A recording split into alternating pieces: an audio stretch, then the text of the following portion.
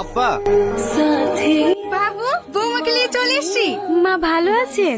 এতক্ষণ ভালো ছিলাম না মধু, তোমাদেরকে দেখে ভালো হলাম।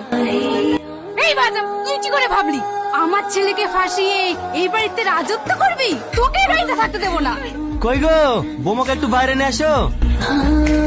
কি ব্যাপার সালমা, তুমি কাঁদছো কেন? বৌমাকে একটু ভালোবেসে আদর করছিলাম তো, তাই মার কথা ভেবে কষ্ট পাচ্ছে।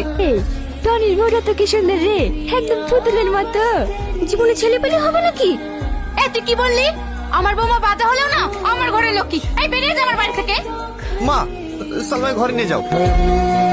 কি গো, তুমি বাড়িতে যে আজকে আমার মামাতো বোনের অনুষ্ঠান হচ্ছে, তুমি মার সঙ্গে যাওনি?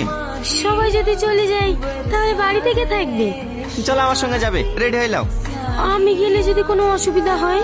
কোনো অসুবিধা হবে না, চলো।